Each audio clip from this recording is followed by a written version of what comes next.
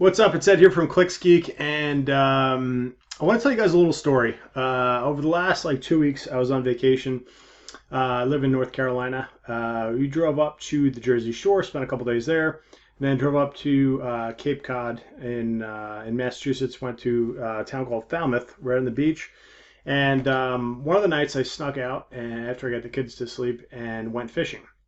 Sat in the dark. It was actually a full moon night, or pretty close to a full moon. And I had my two fishing rods with me. One was in a PVC pole in the sand, so that was out in the water. Had another one I was holding in my hand, and I was going for a certain type of fish. By the way, let me give you a little context. I was out there. I had a little headlamp on. It was pitch black except for the moon.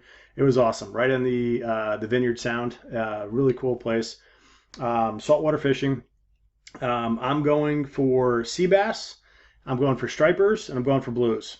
But I kept catching sand sharks. So over the course of, I'd say, 2 or 3 hours, I caught about 10 sand sharks and about 7 or 8 sea bass.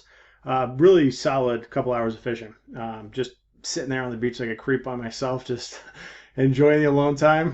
If anyone's got two young kids out there, you know what I mean. Just enjoying the alone time and going fishing. But the reason I tell you the story is I was using squid as bait, and the bait shop told me to get bunker, which is like a big bait fish that you could chunk up and use for bait. And they were saying that would be better for night fishing for stripers and blues. Those are big, good fighting fish.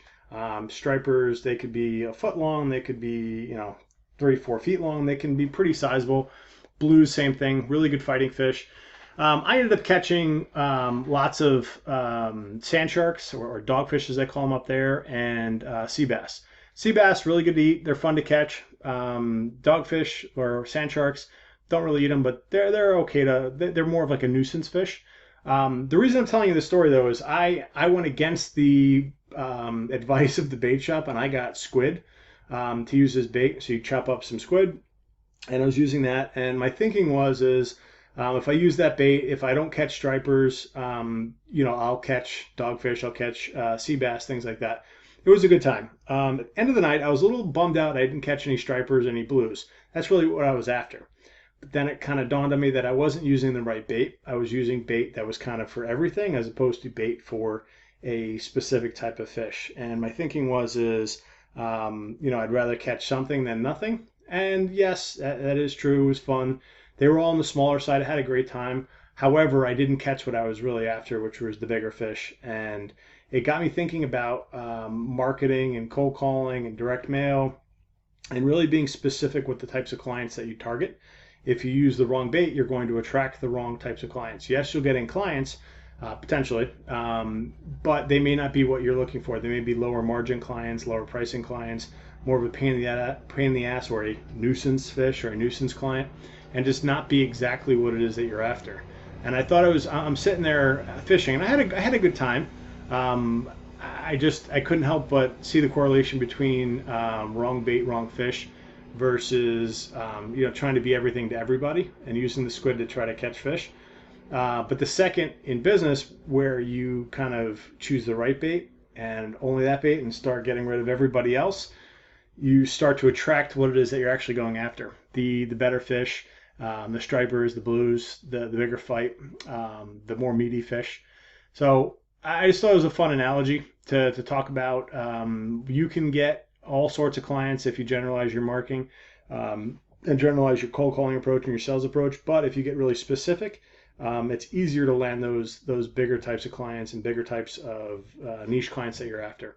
So I hope this weird little analogy makes sense for you. But I just thought it was a cool little story to share, that the bait is everything, and that it's important to put out what it is you want to attract. And if you put out the wrong stuff, you're going to attract the wrong stuff.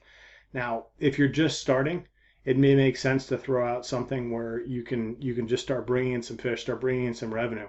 But once you got some stuff underneath your belt and you've got some recurring revenue, you're probably better off picking a niche and targeting that, because you can get way more specific with your bait or with your marketing efforts.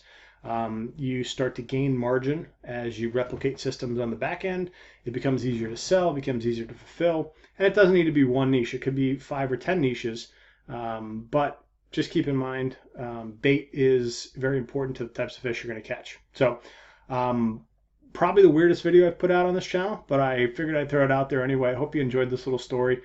This is Ed here from ClicksGeek. We're a Google Premier Partner Agency. We specialize in lead gen for local business. Sorry, I'm hearing thunder cracking in the background right now. Somewhere my son is crying. He doesn't like thunder. But Ed here from ClicksGeek. We're a Google Premier Partner Agency. We specialize in lead gen for local businesses. I'll drop a link below for some of our services, some of the courses we offer. If you need anything, drop a comment below. Let me know how weird you thought this video was. Have a great day. Bye.